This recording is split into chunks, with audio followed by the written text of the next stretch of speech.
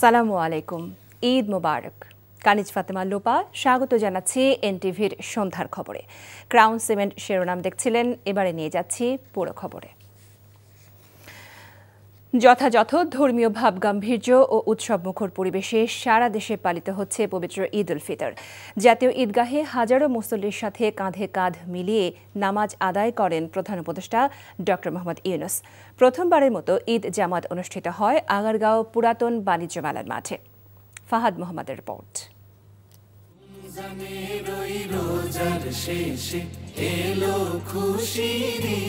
রাজধানীর সব পথ যেন মিশে গেছে একটি পথে। জাতীয় ঈদগাহ মাঠে প্রবেশের দীর্ঘ সারিতেও ছিল আত্মীয়তার স্পর্শ, ভ্রাতৃত্বের বন্ধন। হাজারো মুসল্লির পদচারণায় কানায় কানায় ভরে ওঠে জাতীয় ঈদগাহ।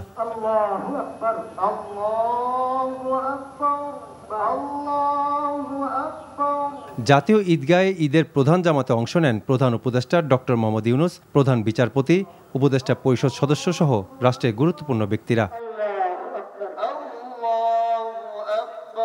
মোনাজাত শেষে সাধারণ মুসল্লিদের সাথে কোলাকুলি করে ঈদের শুভেচ্ছা বিনিময় করেন প্রধান উপদেষ্টা। এই নৈকট্য আজকের দিনে আমরা শুরু করলাম, এই নৈকট্য এবং এই ঐক্য জাতির জন্য যেন স্থায়ী হয়, আমরা যেন একটা ঐক্যবদ্ধ জাতি হিসেবে সামনে এগিয়ে যেতে পারি। যারা আত্মত্যাগ করেছেন আমরা অবশ্যই সেই স্বপ্ন বাস্তবায়ন করবই। ঈদগাহ জুড়ে নেমে আসে এক সৌহার্দ্যপূর্ণ পরিবেশ। ঈদের খুশি ছড়িয়ে পড়ে সবার মাঝে। দেশের মানুষের কল্যাণের পাশাপাশি ফিলিস্তিনের নির্যাতিত মুসলমানদের জন্য মোনাজাতে দোয়া করেন মুসল্লিরা। বদলে যাওয়ার এই সময়ে ঈদ যেন ধনী গরিব সবার জন্য খুশির বার্তা নিয়ে আসে, এমন প্রত্যাশা সবার। ঢাকায় প্রথমবারের মতো উত্তর সিটি কর্পোরেশনের আয়োজনে আগারগাঁও বাণিজ্য মেলার মাঠে অনুষ্ঠিত হয় ঈদের পৃথক জামাত। সেখানে অংশ নেয় সর্বস্তরের সাধারণ মানুষ। ঈদ উল ফিতরের প্রথম জামাত সকাল ৭টায় অনুষ্ঠিত হয় জাতীয় মসজিদ বাইতুল মোকাররমে।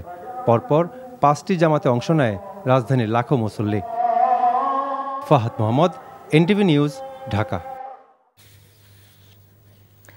যাতে কারো ভয়ে কাউকে চলতে না হয়, সেজন্য সবাইকে ঐক্যবদ্ধ হয়ে দেশের শান্তি বজায় রাখার আহ্বান জানিয়েছেন প্রধান উপদেষ্টা ডক্টর মোহাম্মদ ইউনূস। একে অন্যের মধ্যকার দূরত্ব ঘুচিয়ে পরস্পরের প্রতি সহনশীল হবার আহ্বানও জানান তিনি। রাজধানীর আগারগাঁওয়ে প্রধান উপদেষ্টার কার্যালয়ে সব শ্রেণী পেশার মানুষ ও কূটনীতিকদের সাথে শুভেচ্ছা বিনিময় করে তিনি একথা বলেন। বিএনপি মহাসচিব, জামায়াতে ইসলামের আমির সহ বিভিন্ন রাজনৈতিক দলের নেতা ও বিভিন্ন পেশাজীবীরা ও কূটনীতিকরা অংশ নেন ঈদ শুভেচ্ছা অনুষ্ঠানে। প্রথমবারের মতো ঢাকাবাসীর জন্য আনন্দ র্যালির আয়োজন করেছে ঢাকা উত্তর সিটি কর্পোরেশন। ঈদের জামাতের পরই আগারগাঁওয়ের পুরাতন বাণিজ্য মেলার মাঠ থেকে শুরু হয়ে জাতীয় সংসদ ভবনের দক্ষিণ পাশে গিয়ে শেষ হয় র্যালিটি। বহু বছর পর মোগল আমলের আদলে আয়োজন করা হয় এমন শোভাযাত্রার। ৪০০ বছর আগের ঐতিহ্যকে স্মরণ করার চেষ্টায় আনন্দে মাতেন নগরবাসী। ছোট বড়, নারী পুরুষ, মত আর পথ বয়সের ভেদাভেদ ভুলে শোভাযাত্রা রঙিন করেছে এবারের ঈদের আনন্দ। এদিকে ঈদের খুশি ভাগ করে নিতে পরিবার পরিজন নিয়ে রাজধানীর বিভিন্ন বিনোদন কেন্দ্রে ভিড় জমিয়েছে হাজারো মানুষ। এছাড়া ভিন্ন আঙ্গিকে ঈদ উদযাপনে এবার রাজধানীতে অনুষ্ঠিত হলো ঈদ আনন্দ মেলা। ছিল বিনোদন কেন্দ্রগুলোতে বিভিন্ন আয়োজন। শীঘ্রই বিএনপির ভারপ্রাপ্ত চেয়ারম্যান তারেক রহমান দেশে ফিরবেন বলে প্রত্যাশার কথা জানিয়েছেন বিএনপির মহাসচিব মির্জা ফখরুল ইসলাম আলমগীর। ঈদ উপলক্ষে বিএনপির প্রতিষ্ঠাতা শহীদ রাষ্ট্রপতি জিয়াউর রহমানের মাজারে ফুলের শ্রদ্ধা জানিয়ে এসব কথা বলেন মির্জা ফখরুল। আমাদের নেতা তারেক রহমান খুবই অতি শীঘ্র আমাদের মাঝে ফিরে আসেন। আমরা আশা করব যে দায়িত্ব দিয়েছেন সে দায়িত্ব সবাই সফল হবেন এবং বিশেষ করে অন্তর্বর্তীকালীন সরকার জনগণের কাছে তাদের যে প্রতিশ্রুতি সেই প্রতিশ্রুতি তারা পালন করবেন। আমরা আমাদের দলের পক্ষ থেকেও আমরা অবশ্যই সেই প্রতিশ্রুতি পালন করব বলে আমরা শপথ নিয়েছি। দেশবাসীকে ঈদের শুভেচ্ছা জানিয়ে জামায়াতে ইসলামের আমির ডাক্তার শফিকুর রহমান বলেছেন, ভিন্ন পরিবেশে শান্তিপূর্ণভাবে ঈদ পালন করছেন দেশবাসী। বাংলাদেশে আজকের ঈদটা একটু ভিন্ন। আমরা অনেকেই স্বস্তির ঈদ যখন উদযাপন করছি তখন বহু ঘরে ঘরে মায়েদের চোখের পানি ঝরছে, এতিম সন্তানদের চোখের পানি ঝরছে, বাবার চোখের পানি ঝরছে, ভাই বোনের চোখের পানি ঝরছে। এই পানিগুলা কেন ঝরছে আমরা সবাই জানি।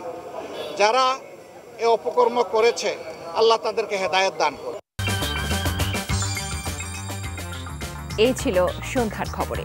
এই খবরে ভিডিও সহ আপডেট জানতে ভিজিট করুন NTV অনলাইন www.ntvbd.com। এছাড়াও NTVর জনপ্রিয় সব অনুষ্ঠান ও খবরের আপডেট জানতে ভিজিট করুন আমাদের ইউটিউব ও ভেরিফাইড ফেসবুক পেজ। রাত 10:30টায় রাতের খবর দেখার আমন্ত্রণ জানিয়ে বিদায় নিচ্ছি। সবাইকে আবারও ধন্যবাদ। ঈদ মোবারক।